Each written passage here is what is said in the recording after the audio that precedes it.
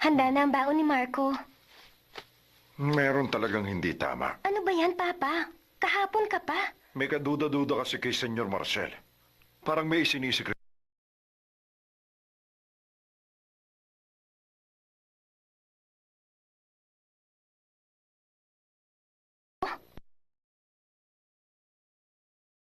Pero ibinigay niya ang sulat kay Marco. Hindi naman yung sulat ang kinikwestiyon ko. Sige, ano pala? Isang lasinggerong palaboy. Maraming impormasyong ibinibigay pero hindi nanghingi ng pera. At meron pa, ibibigay niya ang pera ni Ana pang pamasahe ni Marco papuntang Buenos Aires. Hindi ba ang sabi ni Marcel ang pera ay ipinatago ni Ana para kay Marco? Paano naman niya nalaman na ibinigay ni Melele yung pera sa kaibigan niya, ha, Concheta? Kung alam ni Marcel yon, bakit hindi na lang niya ibinulsa ang pera? Hindi lahat ng tao ay katulad mo, Papa. Hoy! Sige na, may kailangan pa akong gawin. Gawin ng ano? Pupuntahan ko si Senyor Moretti sa bahay niya. Kahit hindi ako makakuha ng pera para kay Marco, sana naman bigyan siya ng regalo. Ikaw na bahala dito. Bye-bye! Bye! Paalis ka na ulit, Marco.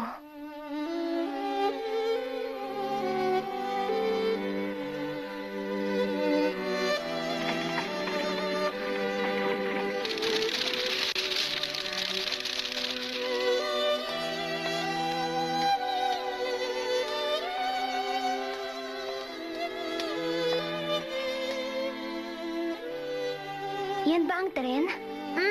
Dito ko nakita si Senyor Esteban kahapon. Iniisip ko kahapon na sana makasakay ako sa tren na yan para makapunta ako kaagad sa Buenos Aires na sana may pamasahe ako. Pero ngayon, pakiramdam ko iba ng itsura ng tren dahil sasakay na ako at makikita ko na si Mama. Pangahas ka para bumalik ulit dito. Sinabi ko mapepresinto ka kapag bumalik ka ulit. Mali ka! Sasakay ako sa tren papuntang Buenos Aires! Bawal sumakay ng tren nang walang pambayad. Sige, umalis ka na at huwag ka nang babalik. Sinabi ng mali ka! Ay, Kuya, nandito kami para malaman ang oras ng pag-alis ng tren. Oras ng alis? Bakit naman gusto niyong malaman yun? Pupunta nga kasi ako sa Buenos Aires. Ha? May pera ka? Merong magbabayad. Ang pag-alis ng tren, anong oras? Bago mag-alas 4 ng hapon. Alas 4? Hindi ka sigurado sa oras? Ang bagay na yan, ang may-ari lang nakakaalam nun. Sige, marami pa kayong oras bago umalis ang tren. Huwag muna kayong babalik bago mag-alas 4. Marco, mga alas 4 pala ay aalis ka na dito. Fiolina. Pakiusap, mga 3 buwan na sweldo lang. Makinig ka, Domenico Noche. Nagmamakaawa ako sa'yo na pagbigyan mo naman ako. Dahil talaga namang napakabigat na problema pinagdaraanan ko sa buhay ko. Ang tulong ko, kapalit ng istorya ng buhay mo. Ano kasi, hindi ko pwede ikwento kahit kanino. Ay, hindi talaga kita maintindihan. Ipaliwanag mo ito. Isa kang Espanyol, pero bakit Italiano ang palagi mong sinasamahan? Malas mo lang dahil ang minahan ng alsin ay hindi nangangailangan ng mga bagong trabahador ngayon. Isa pa, alam ng lahat dito na lasinggero ka, kaya duda ako na tatanggapin ka sa minahan. Magsisipag ako. Hindi ako iinom habang nasa trabaho ko. Kailangan ko lang kasi magbigay ng pera sa bata na pupunta sa Buenos Aires ngayon. Sa bata? Pasensya na. Wala na akong ibang masasabi pa. Pakiusap, kaawaan mo naman ako. Hindi pwedeng ganyan. Kung kapwa Italiano ko ang lumapit sa akin para tulungan ko, gagawin ko dahil kababayan ko siya. Pero Espanyol ka. Lumapit ka sa kababayan mo. Magsasalita ka na? Umamin ka na kasi sa akin. Isa kang Italiano at hindi ka Espanyol, tama ba? Espanyol ako, senyor.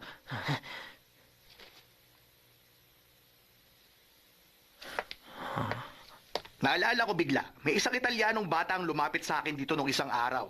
Pinapunta raw siya ni Senyor Moretti. Sinabi sa akin ng bata, hinahanap daw niyang Italianong si Francisco Mileni. Sinabi na nga Espanyol ako eh. At saka, sinabi niya na baka huwad na pangalan ang ginagamit ngayon ng hinahanap niya. Wala akong kinalaman sa Italianong batang yon. Malapit ko nang maalis ang huwad na maskarang ginagamit mo. Aha! Ikaw nga si Francisco Mileli! Hindi ako si Francisco Meleli. Bakit kasi hindi mo nalang sabihin ang totoo sa akin? Alam ko naman na Italyano ka rin. Kung Italyano ka, baka matulungan kita. Ano pa bang dapat kong sabihin sa'yo?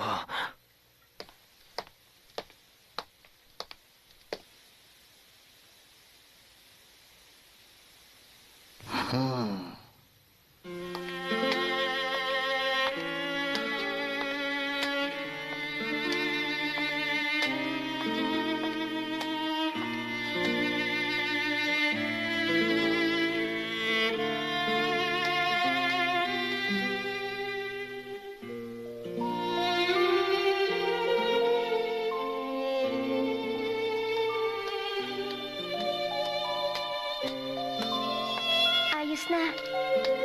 Alam mo na ang address ng mama mo. Wala nang dapat ipagdasal dahil sinagot na ang panalangin ko dati. Fiolina, Sana magkita na kayo ng mama mo at makabalik na kayo sa Italia ng ligtas. Makabalik sa Italia. teka lang muna.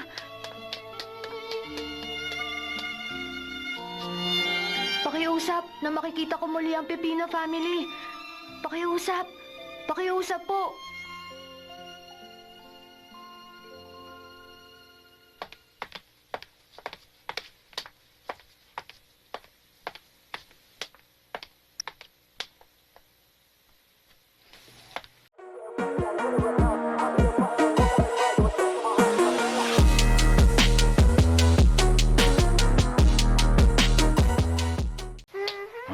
Kumusta na, Papa? Saan sila?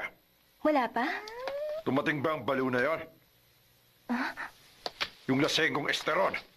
Sa tingin mo ba nagsasabi siya ng totoo kay Marco? Papa, Pasado tanghali na. Dapat dumating na siya kanina pa. oo nga pala. Anong sabi ni Moretti? Sabi niya, hindi ko alam kung bakit masyadong naaapektuhan si Moretti kanina. Sabi niya kapag hindi pupunta si Marco sa pagbubukas ng teatro, wala siyang ibibigay na kahit na ano. Yun ang sabi niya sa akin. Ang sama naman niya. Grabe siya. Hayaan mo na. Mas importanteng mahanap natin si Marcel Esteron sa ngayon. Marco! Nandito na kami. Kumusta? Dumating na ba si Senyor Esteron? Wala pa. Huwag lang sana mangyari ang kinakatakutan kong bagay. Ha? Ilang oras na lamang. Dalhin mo ang karwahe, Marco. Magpunta ka sa kubo ni Marcel Esteron ngayon din. Ano ba kasi ang nangyari kay Senyor Esteron? Bilisan mo na. Magpupunta ako sa bar na palaging pinupuntahan ni Marcel Esteron at hahanapin ko siya doon. Sige na, bilis na. Fiolina, mabuti pa samahan mo si Marco. Tara na, Marco! Bakit? Ano bang nangyayari? Basta hanapin mo siya at dalhin mo kaagad sa bar.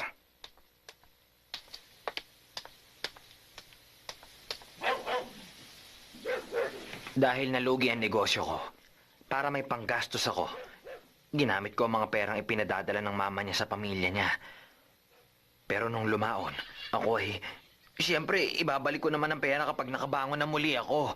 Pero Hoy, kahit naman sino, gagamitin ang perang yon. hindi ko na rin ipinadala ang mga sulat ni Ana sa pamilya niyang naghihintay sa Genoa. Pero hindi ko naman inakala magpupunta dito sa Argentina ang batang yun para hanapin ang mama niya. Ni minsan hindi ko naisip na gagawin niya yun eh. Alam mo, sa itsura mo pa lang, alam ko na kagad na masamang tao ka. Ah? Sige, aminin mo. Ang mama niyang si Ana ay wala na rin sa Buenos Aires. Tama ba ako? Kaya nga nagmamakaawa ako sa'yo ngayon. Kung mapapahiram mo ako ng 3 buwan na sweldo, papupuntahin ko siya sa Cordoba. Pagdating niya dun sa Cordoba, si Senyor Mequines ang magbibigay ng address ng mama niya. Una muna, papupuntahin ko siya sa Buenos Aires. Kuha ko na.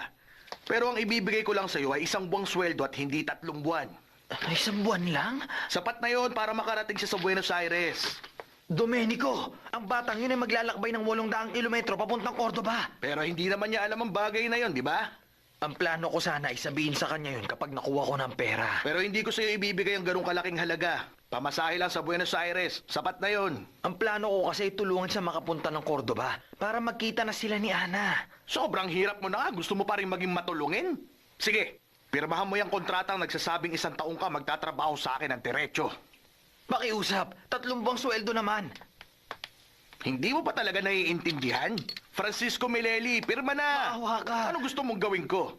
Sasamahan ba kita sa bar para sabihin sa lahat na ang kaharap nila ay si Francisco Meleli, ang manloloko ng mga bata at matanda? Gusto mong gawin ko yon? Domenico, Kung ayaw mo yung mangyari, pirmahan mo na ang kontrata. Francisco Mileli ang ipirma mo. Ang sama. Domenico Italiano ka. Pareho lang tayong manloloko.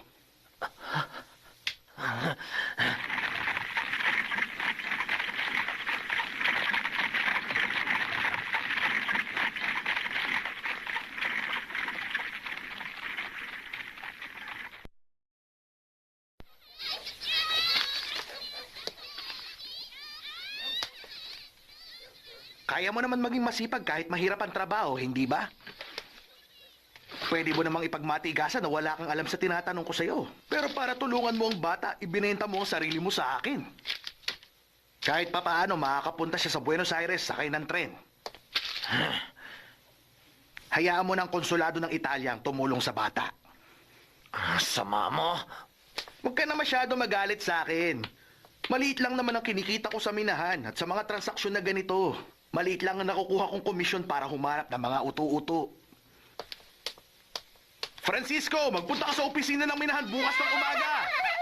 Ikumusta mo na lang ako sa bata, ha? Sabi na ako, Taya! Heh.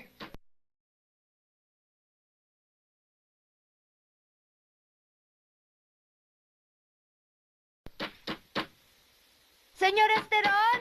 Senyor Marcel Esteron!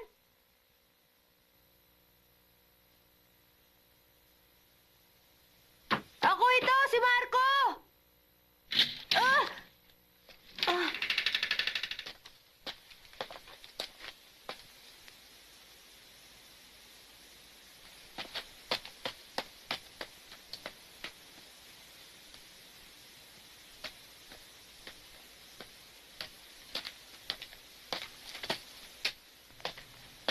Ang lalaking yun, nagsinungaling lang ba siya sa akin? Nahanap niya ang sulat ni Mama, tapos bibigyan niya ako ng pera galing kay Mama para sa tren. Hindi! Baka niloloko niya lang ako, Filina. Marco, kahit na anong sabihin ng iba, nabasa mo ang sulat ng mama mo, hindi ba? Ang mama mo ay nandun ngayon sa number 7 Rosario Avenue. Oo nga, dapat kasi ay magtiwala lang ako kay Senyor Esteron. Siguro hinihintay na tayo ni Senyor Marcel sa bar. Halika, umalis na tayo, Marco. Kailangan sumakay ka na sa tren. Tama ka. Hindi ako dapat magduda sa kanya. Bilis na, Marco! Go!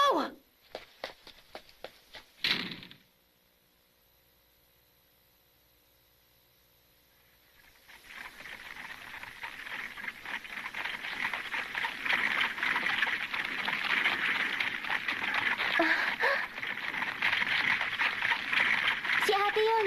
Oo nga. Yalina! Marco, magmadali tayo papuntang train station. Dinala na ni Papa ang gamit mo. Ha? Julieta, Ang ibig sabihin ba si Senyor Esteron ay... dumating siya matapos niyong umalis. Uy, bilis na, Marco! Wala na tayong oras! Marco! Ang galing! Ang galing, Filina! Tama ka! Ano pang hinihintay mo? Ayos! Sige, abante!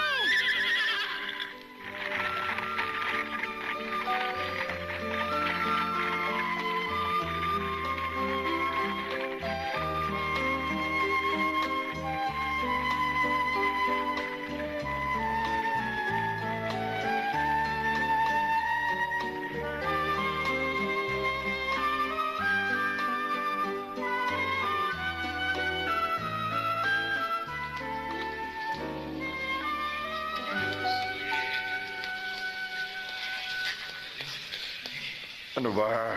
Wala pa sila hanggang ngayon. Ang tadhana nga naman. Talagang nakapagtataka. Ha? Sa isang maliit na bayan sa ibang bansa, nagkakilala kami. Ngayon, mapapaalam na. Tama ka. Katulad ng Genoa. Malaki na siguro ang pinagbago nito. Tama. Ang kapalaran natin ay hindi magbabago kahit saan pa tayo magpunta. Sa mga pasahero ng tren papunta sa Buenos Aires, sumakay na kayo sa tren! Ay, bakit ba ang tagal-tagal nila? Sa tingin ko, ang bansang Argentina ang magiging huli kong tahanan. Ha? Magiging magkaibigan na tayo dito. Sa mga pasahero ng tren,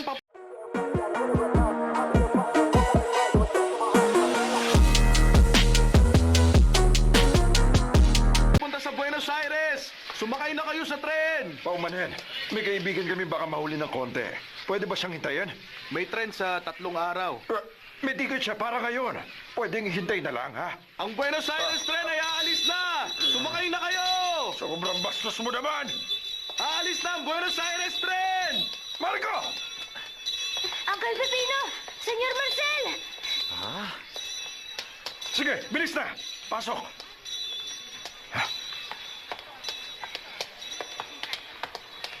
Eto, iyan ang ticket na binili ni Senyor Esteron. Eto nga palang bag mo, Marco. Salamat po, Senyor Esteron! siguro Marco, nag-alala ka kanina. Pagdating mo sa Buenos Aires, magpunta ka sa Rosario Avenue at hanapin mo doon si Senyor Mequines. Nakuha mo? Opo! At kung sakali lang, kung magkaroon ka ng kahit na anong problema doon, magpunta ka sa lugar na yan. Hanapin mo sa Boca ang bahay ni Mr. Fadovor. Kaibigan ko siya at alam niya lahat ng tungkol sa akin. Tutulungan ka niya kung may problema ka. Opo! Salamat, Senyor Esteron! Ingatan mo mabuti ang sulat na yan, Marco. Iingatan ko! Ano, Senyor Esteron? Ha? Sorry po. Kasi sa totoo lang, nagduda ako sa'yo kanina, Senyor Esteron. Hindi mo na kailangan sabihin yan. Tapos na yon, di ba, Marco? Sobrang bait mo sa akin. Ang Buenos Hindi Aires kita tren ay aalis makakalimutan. na! Bilis, Marco. Sumakay Tara na, na. mga pasahero! Sumakay na kayo! Kompleto na ba mga gamit mo? Opo. Helena. Magkikita tayong muli. Siguro, kung pupunta ako sa Genoa, hayaan mong yakapin ko ang mama mo, Marco. Helena. Ang Buenos Aires tren ay aalis na! Isama mo. Sumakay na, mga pasahero! Huling tawag dito! Ang Buenos Aires Ate, tren ay aalis sama na! niyo na Sumakay si na Amedyo. kayo! Marco. Huling tawag na Magkikita ito! pa naman Sumakay tayo na muli. kayo! Nararamdaman ko. Huwag ka naman ganyan. Ayos lang naman kami kahit hindi namin kasama sa Amedio sa mga pagtatanghal namin. Tama. At itatanghal namin dito ang istorya niyo ng mama mo. Pero bibigyan namin ito ng isang happy ending. At saka, pareho tayong mga taga-Italia, kaya makikita tayong muli doon. Amedyo, dito ka lang. Pwede? Papa, Ano ba? Sumakay ka sa tren at hayaan mo si Amedio. Sige na, sumakay ka na. Sa inyong lahat, paalam! Maraming salamat po! Paalam. Marco,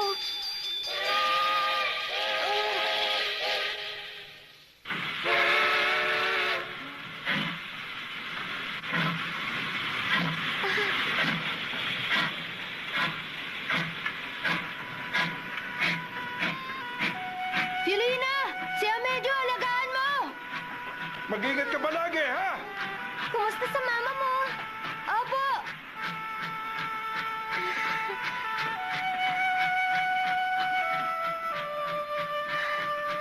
Marco! Helena! Marco! Mag-iingat ka! Paalam na! Helena! Marco! Helena, paalam na! Leo!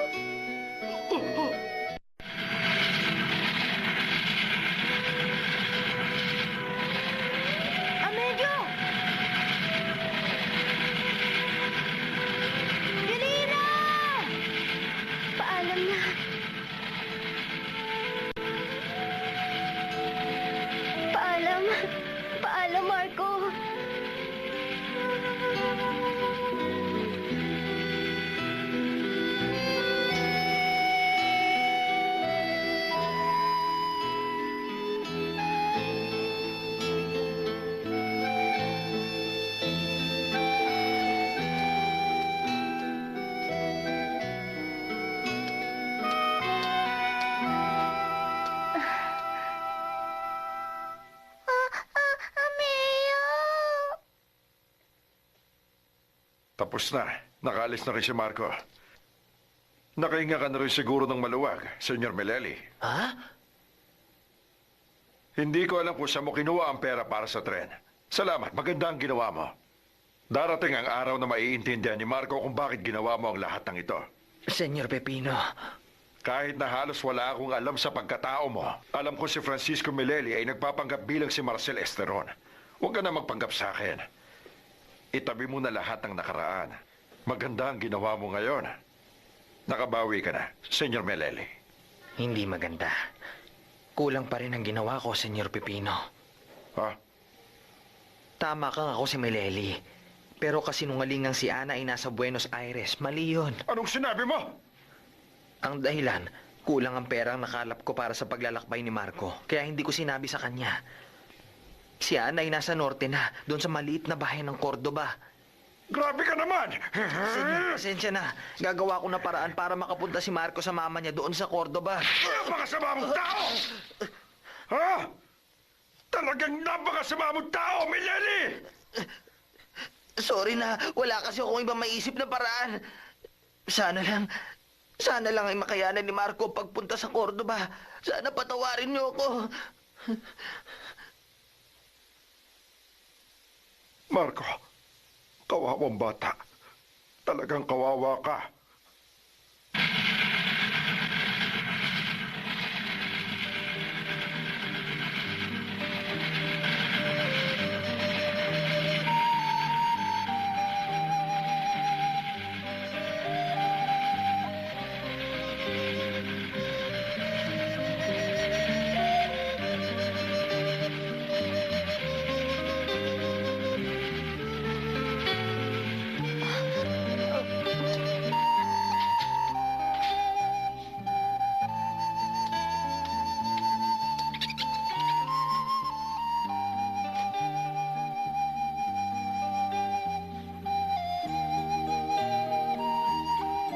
Mama, sa pagkakataong ito, magkikita na tayo. Hintayin mo ako. Pakiusap, hintayin mo ako.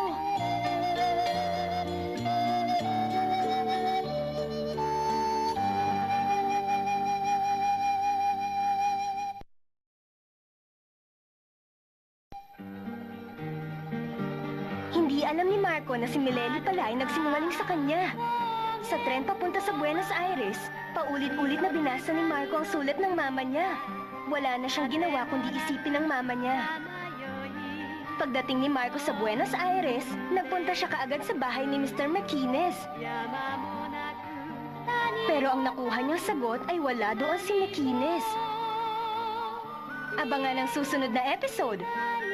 Ang walang hanggan na paglalakbay.